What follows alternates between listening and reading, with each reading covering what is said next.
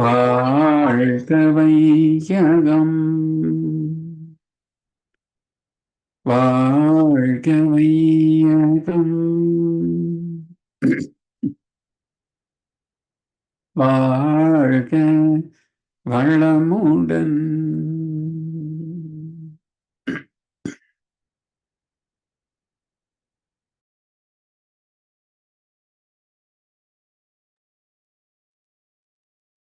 சிந்தனையை, உடல் நலத்தை சீரமைத்து ஓய்வித்த குருவே வாழ்க, குருவே துணை.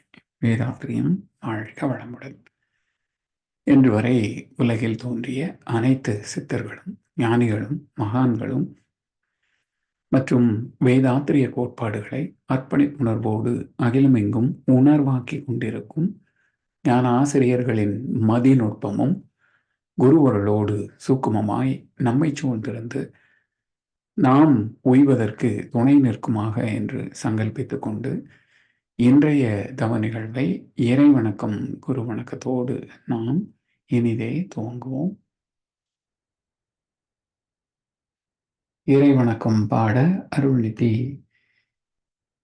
முத்துச்சுடக்கூடிய அம்மா அவர்களும், குரு வணக்கம் பாட அருள்நிதி ஸ்ரீராம் ஜேபி ஐயா அவர்களும் வாழ்க வளமுடன். வாழ்க வையகம், வாழ்க வையகம், வாழ்க வளமுடன். இறை வணக்கம். ஆதியனும் பரம்பொருள் மெய்யெழுச்சி பெற்று அணுவென்ற உயிராகி அணுக்கள் கூடி மோதி இணைந்து இயங்குகின்ற நிலைமைக்கேற்ப மூலகங்கள் பலவாகி அவை இணைந்து பேதித்த அண்ட கோடிகளாய் மற்றும் பிறப்பு இறப்பிடை உணர்தல் இயக்கமாகி நீதி நெறி உணர்மாந்தராகி வாழும் நிலை உணர்ந்து தொண்டாற்று இன்பம் காண்போம். வாழ்க வளம். வாழ்க வையகம், வாழ்க வையகம், வாழ்க வளமுடன். குரு வணக்கம். அண்டமதில் உருவெடுத்து அறிவை பெற்று அவ்வறிவு ஒன்று முதல் ஆறதாகி கொண்ட மேலாம் இவ்வுருவில் குறிப்பில்லாமல் கோடான கோடி எண்ணி அனுபவித்து கண்ட பலனை அறிய நினைந்தேன் அப்போ கருத்துணர்த்தி கனல் மூட்டி கருவாம் ஞான குண்டலினி எனும் மெய் உணர்வெழுப்பி குறித்து என்னை அறிவித்த குருவே அன்பே, குருவே அன்பே.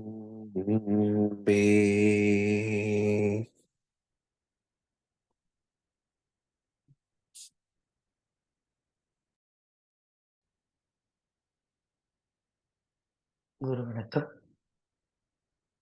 தந்தை தாயிருயிரும் ஒன்று சேர்ந்து தழைத்ததொரு உடலாகி உலகில் வந்தே அந்த ஈருயிர் வினைகள் அறமோ மற்றோ அளித்த பதிவுகள் எல்லாம் என் சொத்தாச்சு. இந்த அரும் பிறவியில் முன்பினை அறுத்து எல்லையில்லா மெய் பொருளை அடைவதற்கு வந்த ஒரு உதவி குரு உயிரின் தேக்கை வணங்கி குரு திருவடியை வாழ்த்தி வாழ்வோம். வணங்கி குரு திருவடியை வாழ்த்தி வாழ்வோம். வணங்கி குரு திருவடியை வாழ்த்தி வாழ்வோம். வாழ்க வளம்.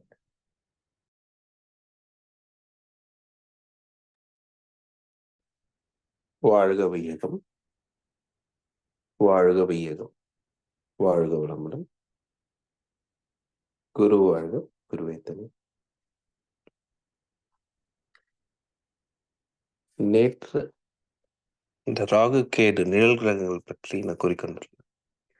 அதுல ஒரு சில கூடுதல் செய்திஸ் சொல்லணும்னு ஆசைப்படுறேன்.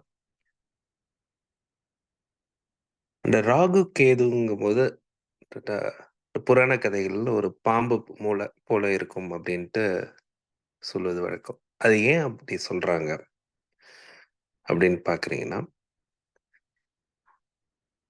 நேற்று நான் சொன்ன சூரியன் ஒரு வட்டப்பாடையில் பூமியை சுற்றி பார்க்கும்போது ஒரு வளையல் மாதிரி எடுத்துக்கிட்டீங்கன்னா,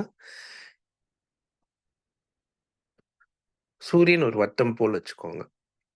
ஆனா சந்திரனுடைய வட்டப்பாடை எப்படி இருக்கும்னு சிந்தித்தீங்கன்னா, சந்திரன் சூரியனையும் சுற்றி வருகிறது, அதே சமயம் பூமியையும் சுற்றி வருகிறது, பூமி சூரியனை சுற்றுகிறது.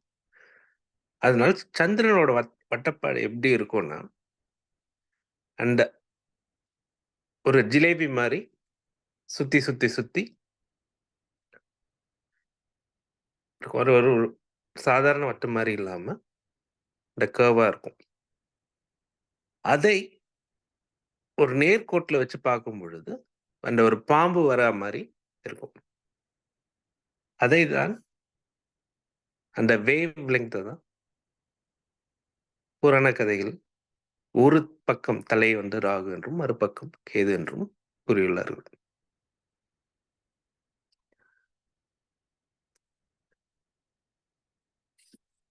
இந்த கிரகண அந்த 12 ராசிகள் இருக்கும் பொழுது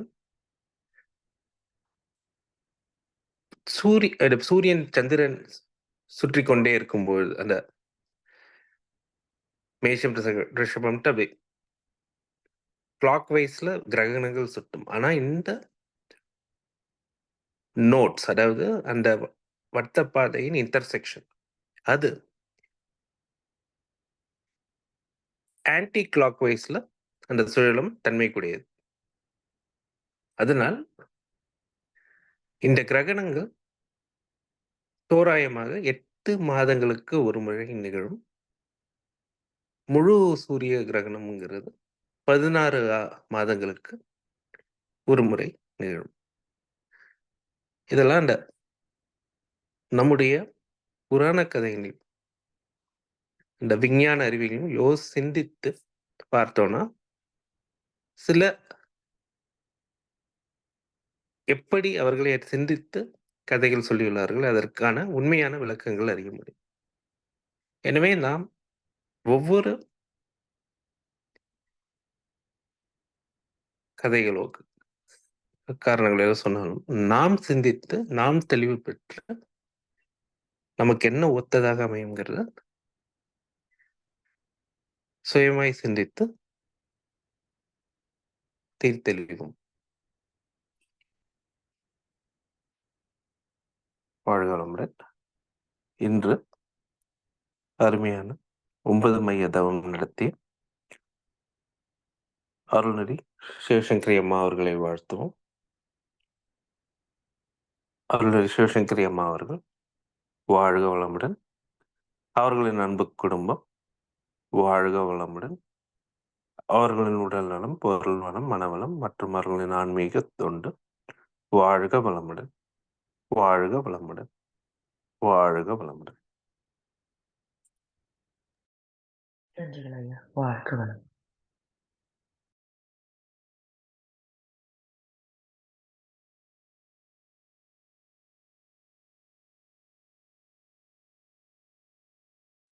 வாழ்க வையகம் வாழ்க வையகம் வாழ்க வளமுடன். குரு வாழ்க குருவே துணை.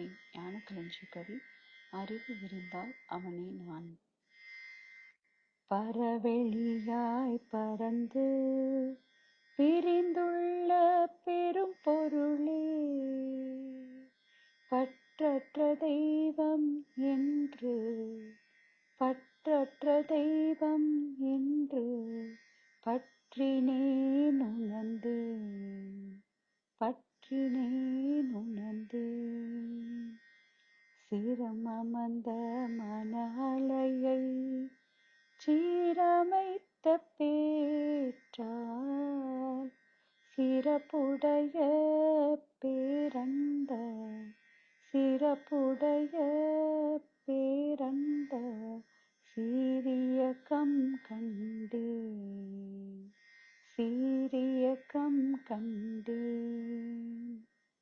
நான் என்ற சிற்றெல்லை நான் கடந்த போது நானியாய் கூர்தலரம் நானியாய் கூர்தலரம் நல்லியல்பு அறிந்தேன் நல்லியல்பு அறிந்தேன்.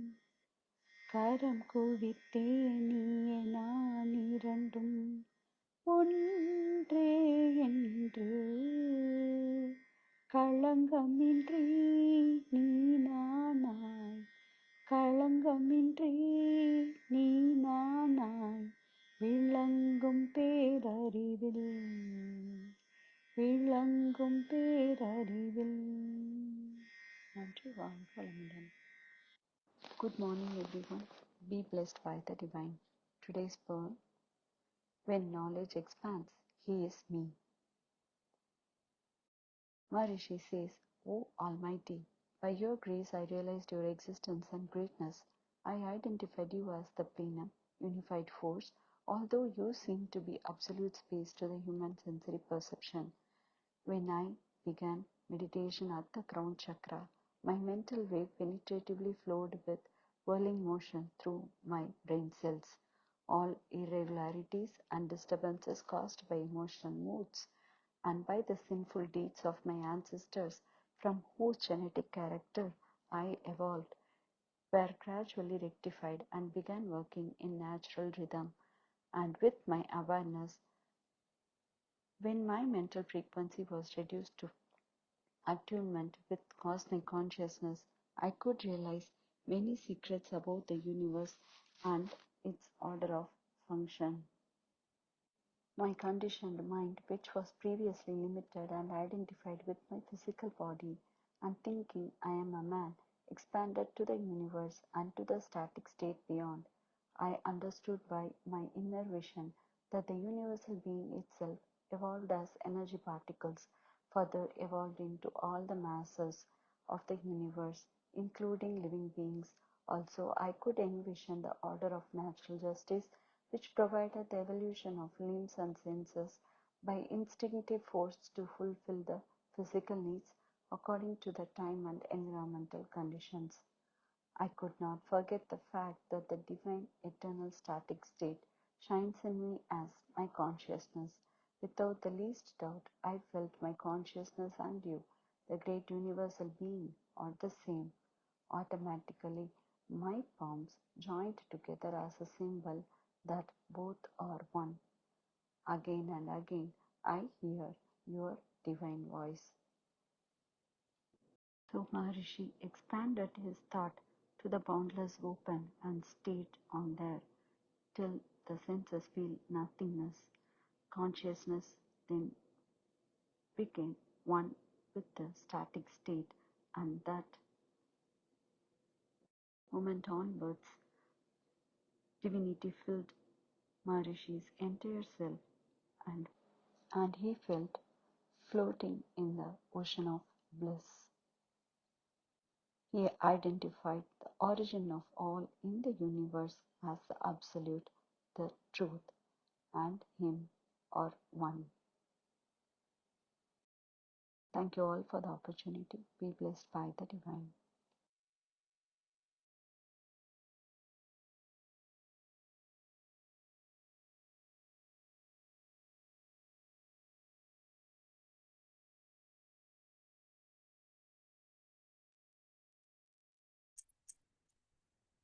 வாழ்க வையகம், வாழ்க வையகம், வாழ்க வளமுடன். இன்றைய ஞானக்களஞ்சிய கவி தலைப்பு அறிவு விரிந்தால் அவனே நான். பரவெளியாய் பறந்து விரிந்துள்ள பெரும் பொருளே, பற்றற்ற தெய்வமென்று பற்றினேன் உணர்ந்தேன். சிரமமர்ந்து மன அலையை சீரமைத்த பேற்றால் சிறப்புடைய பேரண்ட சீரியக்கம் கண்டேன். நரம் என்ற சிற்றெல்லை நான் கடந்த போது நான் நீயாய் கூர்தலறம் நல்லியல்பு அறிந்தேன். கரம் குவித்தேன் நீயே நான் இரண்டும் ஒன்றே என்று களங்கமின்றி நீ நானாய் விளங்கும் பேரறிவில். இது கவி. பரவெளி என்றால் சுத்தவெளி. எல்லாம் வல்ல தெய்வம் அது எங்கும் உள்ளது நீக்கமற. பிரபஞ்ச தோற்றங்களை எல்லாம் கடந்து சென்றால் அங்கிருப்பது எல்லையில்லா சுத்தவெளியே. சுத்தவெளியோட அறிவு ஒன்று வேண்டும். நம் அறிவும் சுத்தவெளிதான், இறைநிலையும் சுத்தவெளிதான், இரண்டும் ஒன்றுதான். சுத்தவெளியே அகண்டாகாரமாக இருக்கின்றது, அதாவது டோட்டாலிட்டி. நமது உயிர் அதன் பின்னமாக இருக்கின்றது. சுத்தவெளி மிக பெரியது, மேக்ரோகாசம். நமது உயிர் மிக மிக நுண்ணியது, மைக்ரோகாசம். சுத்தவெளிக்கும் உயிருக்கும் உள்ள வித்தியாசம் இதுவே. சுத்தவெளி ஒரு கடல், உயிர் அதில் ஒரு துளி. சுத்தவெளி இருப்பு நிலை, உயிர் அதன் இயக்க நிலை. பெரும் பொருளே என்கின்றார் மகரிஷி. பெரும் பொருளே என்றால் இறைநிலைதான் பெரியது. அதிலிருந்து தோன்றியதுதான் அணு முதல் மனம், மனித மனம் வரை. இறைவன் பெரியவன். தஞ்சை பெரிய கோயில் என்கின்றோம், பிரகதீஸ்வரர் கோயில். பிரகதீஸ்வரர் என்றால், பிரகதீஸ்வரர் என்ற சொல் வடமொழியை குறிக்கும். பெரியவன் சிவசுப்பிரமணியன் என்று பெயர் சூட்டுவது வழக்கம். தஞ்சை பெருவுடையார் கோயில் என்றும் சொல்வோம். பெரிய உடையார் கோயில், அதாவது எல்லாம் உடையவர் என்று பொருள்படும். சேரன் செங்குட்டுவன் சிலப்பதிகாரத்தில் சேரன் செங்குட்டுவன் போருக்கு செல்லும் போது கோயிலுக்கு செல்கின்றான். அதை பிறவா யாக்கை பெரியோன் கோயில் செல்கின்றான் என்று குறிப்பிடப்படுகின்றது. பிறவா யாக்கை என்றால் பிறவித்தொடர் இல்லாத உடம்பே. யாக்கை என்றால் உடல். பிறவித்தொடர்க்கு உடல் தேவை இல்லையா? உடல் இல்லாத ஒரு பெரியவன் இறைவன். அவனை வணங்கி செல்கின்றான் சேரன் செங்குட்டுவன். பெரியவன் என்றால் இறைவன், இறைநிலை, சுத்தவெளி. அடுத்த வரி, சிரம் அமர்ந்து மன அலையை பற்றற்ற தெய்வம் என்று பற்றினேன் உணர்ந்தேன். பற்றப்படுகின்ற பொருள் பரம்பொருள். பரம்பொருளுக்கு பற்றுக்கோடு கிடையாது, நமக்குத்தான் பற்றுக்கோடு. அது இறைநிலை. இறைநிலையை பற்றினால், இறைநிலையோடு ஒன்றினால் உலகியல் பற்று விட்டொழியும். இதையே வள்ளுவரும் பற்றுக பற்றற்றான் பற்றினை அப்பற்றை பற்றுக பற்று விடற்கு என்கின்றார். அவனுக்கு பற்று கிடையாது, நமக்குத்தான் பற்று. நாம் அவனை பற்ற வேண்டும். நாம் அவனை பற்றினால் உலகப்பற்று அற்றுவிடும். இதையே மகரிஷியும் ஞானக்களஞ்சிய பாடலில் இறைநிலையோடு எண்ணத்தை கலக்கவிட்டு ஏற்படும் ஓர் அமைதியிலே விழிப்பாய் நிற்க நிறைநிலையே தானாக உணர்வதாகும். நித்தம் நித்தம் உயிர் உடலில் இயங்கும் மட்டும் உறைந்து உறைந்து இந்நிலையில் பழகிக்கொள்ள உலக இன்பங்களில் அளவு கிட்டும். இறைநிலையோடு ஒன்றும் போது உலக இன்பங்களில் அளவு கிட்டும். 5 அளவு முறையும் நமது மகரிஷி நமக்கு வகுத்து கொடுத்திருக்கின்றார். கரை நீங்கி அறிவு மெய்ப்பொருளாய் நிற்கும். கரைந்து போம் தன்முனைப்பு காணும் தெய்வம். தன்முனைப்பு, ஆணவம், கண்மம், மாயை எல்லாம் கரைந்து விடும் இறைநிலையை நாம் காணலாம். நாம் சேர வேண்டிய இடம் இறைநிலை. அறிவு உயர்ந்து இறைநிலையை உணர்ந்து இந்நிலையேதான் அறிவாக இருக்கின்றது என்ற ஒரு தெளிவு நமக்கு வர வேண்டும். நம்மிடம் உள்ள தேவையில்லாத பழக்க வழக்கங்கள், உணர்ச்சி வயப்பட்ட வினை பதிவுகள் ஆகியவை கழிந்தால்தான் உயர்ந்த எண்ணங்களில் நமது மனம் நிற்கும். மெல்லிய அலைச்சுழலில்தான் இறை உணர்வு உண்டாகும். மனதிற்கு அதற்கு பயிற்சி இல்லையானால் இறைநிலையை அடைவது அரிது. சில எண்ணங்கள் எல்லை கட்டியதாக இருக்கும், உணர்ச்சி வயப்பட்டதாக இருக்கும். இவற்றிலிருந்து விடுபட முடியாத சிக்கல் இருக்கும். அவற்றிலிருந்து விடுபடுவதற்கு பிரபஞ்சத்தை எல்லாம் தாண்டி நாம் சுத்த வெளியோடு கலப்புற வேண்டும். அதைத்தான் ஆங்கிலத்தில் கிராவிட்டி என்கின்றார்கள். இது முழுவதும் வான்காந்த ஆற்றலாக இருக்கும் பிரபஞ்சத்தில் சுத்த வெளியில் மனம் டெல்டா அலையில் வினாடிக்கு 3 முதல் 1 அலைச்சுழல் வேகம் வரை இயங்கும். மனம் பிரபஞ்சத்தையும் கடந்து அதற்கும் அப்பால் உள்ள சுத்த வெளிக்கு விரிந்து விரிந்து டெல்டா அலைக்கு வந்து சேர்கின்றது. அடுத்த வரி, சிரம் அமர்ந்து மன அலையை சீரமைத்த பேற்றால் சிறப்புடைய பேரண்ட சீரியக்கம் கண்டேன் என்கின்றார் மகரிஷி. அதாவது, அகத்தவத்தில் என்னுடைய மனதை தலை நடு உச்சியில் நிறுத்தி துரியதவம் செய்து எனது மன அலைச்சுழல் வேகத்தை குறைக்கக்கூடிய பேறு கிட்டிய போது, அதாவது ஆல்பா அலைச்சுழல் வேகம் துரியதவத்தில் 8 to 13 cycles per second வேகம் குறையும் போது மனம் அது விரிவடைந்து அதன் பயனாக பேரியக்க மண்டல ரகசியங்களை நான் காட்சியாகவே உணர்ந்தேன் என்கின்றார். அதாவது பேரியக்க மண்டலத்தின் சீரியக்கத்தை, அதாவது ஆர்டர் ஆஃப் ஃபங்க்ஷன்ஸ் அல்லது consciousness, regularity of time and moments, கால ஒழுங்கு மற்றும் இயக்க ஒழுங்கை உணர்ந்து கொண்டேன். அதாவது சூரியன் தன்னைத்தானே 25 நாட்களுக்கு ஒரு முறை சுற்றி வருதல் இயக்க ஒழுங்காகும். ஒரு நாளைக்கு 24 மணி நேரம் என்பது கால ஒழுங்காகும். அடுத்தவரை, நரன் என்ற சிற்றலை நான் கடந்த போது நான் நீயாய் கூர்தலறம் நல்லியல்பு அறிந்தேன். நரன் என்றால் மனிதன். வால் பிளஸ் நரன் வானரம், குரங்கினை குறிக்கும். மேல் பிளஸ் நிலை மேனிலை என்பது போல நரன் என்கின்ற மனிதன் சிற்றெல்லையை கடந்து விரிந்த பேரண்டமாக உன்னில், அதாவது இறைநிலையில் பேரறிவில் இணைந்து நிறைவு பெறுகின்றேன் என்கின்றார் மகரிஷி.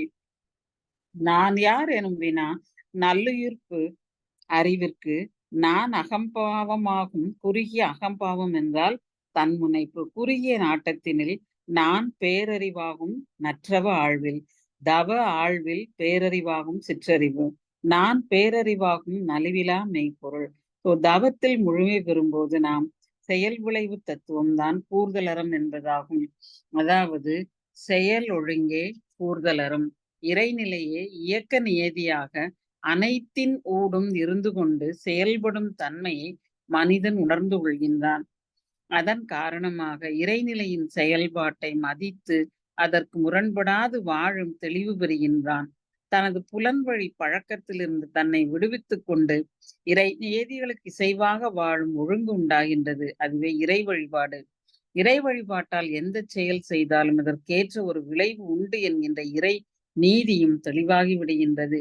எந்த தோற்றத்தினை கூர்ந்துணர்ந்த போதும் அது தெய்வத்தின் காட்சியாகவே இருக்கும். தெளிவும் வந்துவிடும்.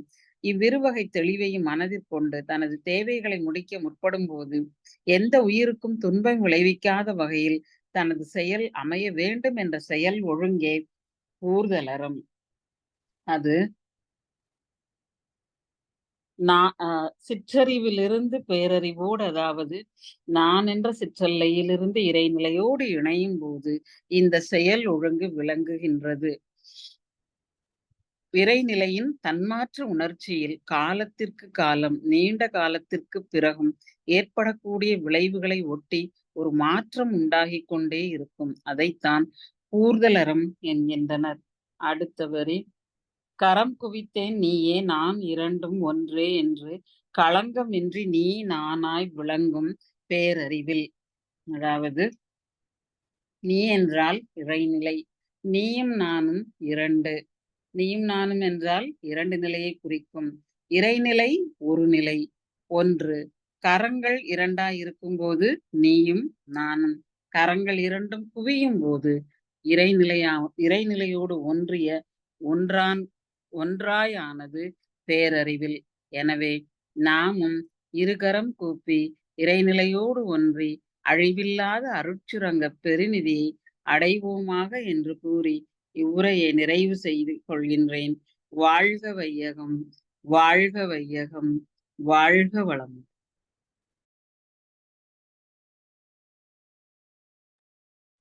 வாழ்க வளமுடன். இன்றைய ஞான களஞ்சிய கவிக்கு இசை வடிவமும் ஆங்கில விளக்கமும் வழங்கிய ஞானாசிரியர் அருள்நிதி சங்கரி செந்திலம்மா அவர்களும் அவர்களது அன்பு குடும்பத்தினரும்,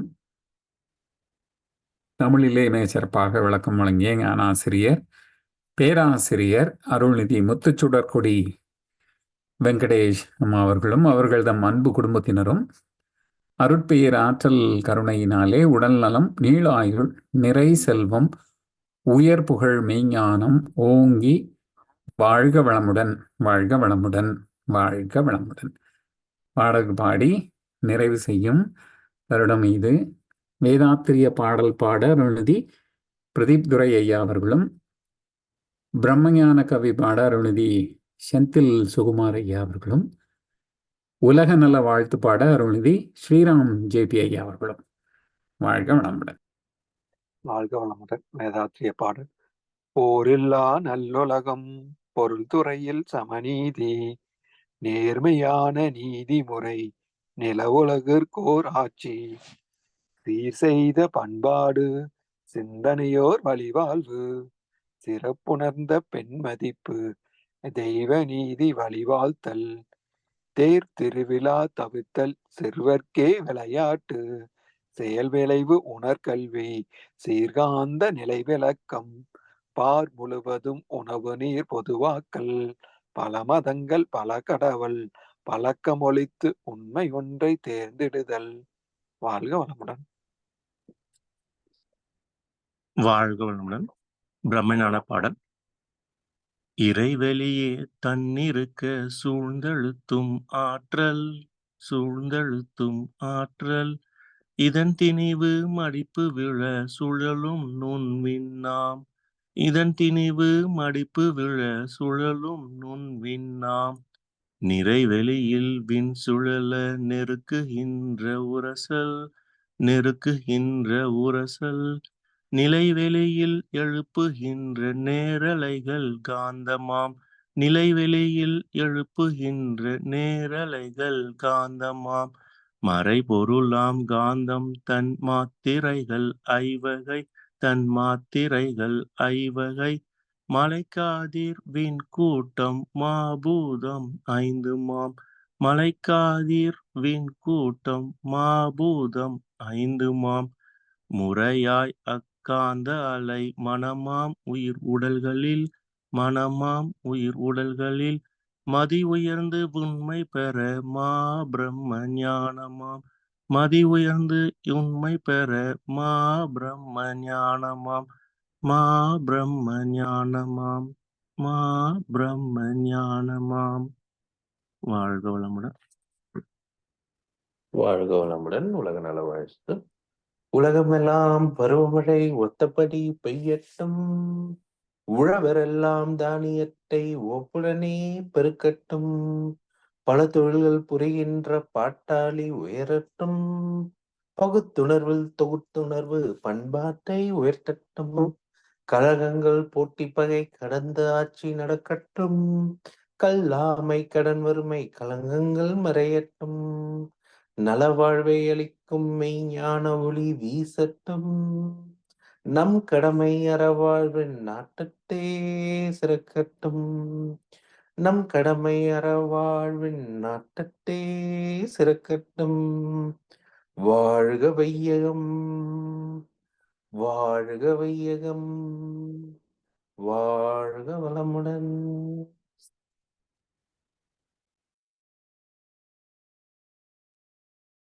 வாழ்க வளமுடன்.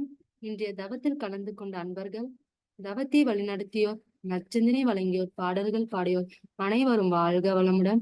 அவர்களின் அன்பு குடும்பம், அவர்களின் உடல் நல, மனவரம், பொருள் வளம், அருள் தொண்டு, ஆன்மீக தொண்டு வாழ்க வளமுடன், வாழ்க வளமுடன், வாழ்க வளமுடன். இத்துடன் இன்றைய காலை தவம் நிகழ்வு நிகழ்வோடும் நிறைவு பெறுகின்றது. இறை அருளும் குரு அருளும் நம் அனைவரையும் எப்பொழுதும் சூழ்ந்திருந்து நம்மை இந்த இறைநிலை உணர்பயணத்திலே சிறந்த முறையிலே வழிநடத்தட்டும் என அனைவரையும் வாழ்த்தி வணங்கி நன்றி கூறி அமைகிறோம். வாழ்க வையகம், வாழ்க வையகம், வாழ்க வளமுடன். நன்றி.